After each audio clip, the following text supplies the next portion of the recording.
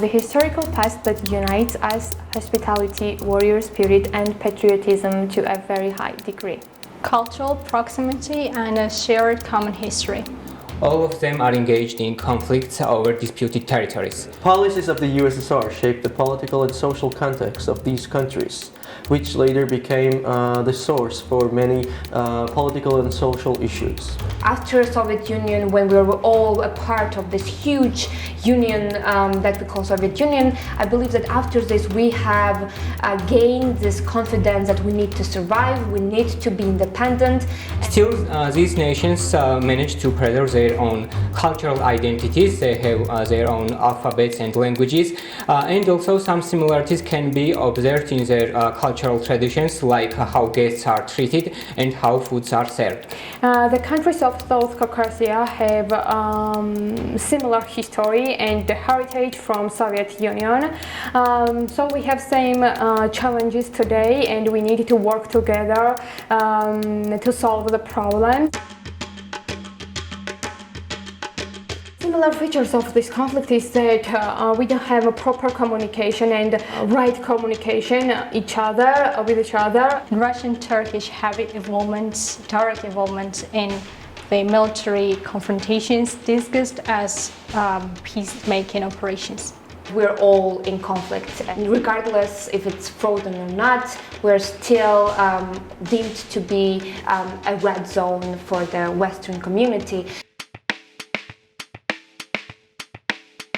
In that case, I think the main key is the active communication, because we are lacking of it and we don't listen to one another. By raising awareness for the need of interstate cooperation and strategic vision coupled with active communication among younger generations.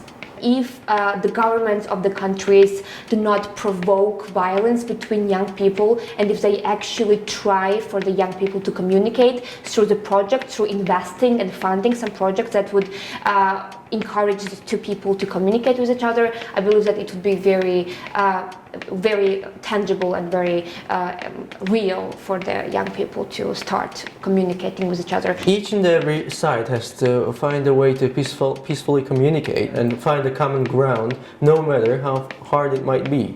Despite obstacles, there are grounds for optimism on the South Caucasus future as a conflict-free region. Both Russia and Turkey have deep-rooted historical and cultural ties with the Southern Caucasus. They try to profit from the conflict between nations to fully control the region. A big power rivalry.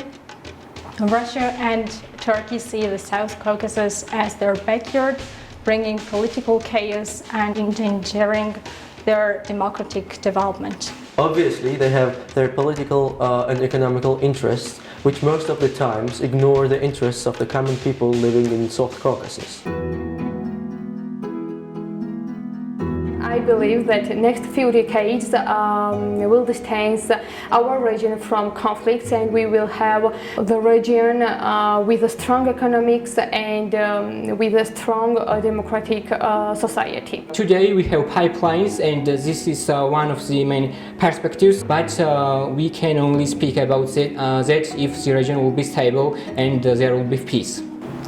Despite unresolved conflicts, I feel quite optimistic about our peaceful coexistence in the region. I hope that there will be no more wars over the region. I don't know how far-fetched my dream about the South Caucasus dream is. However, I want to believe that the West will do good enough to prevent the upcoming conflicts. I want to say young people in Azerbaijan and Armenia that Georgia is always with you.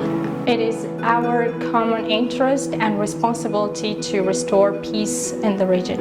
I encourage the youth of these countries to find a peaceful solution to this issue that has had devastating impact on both sides.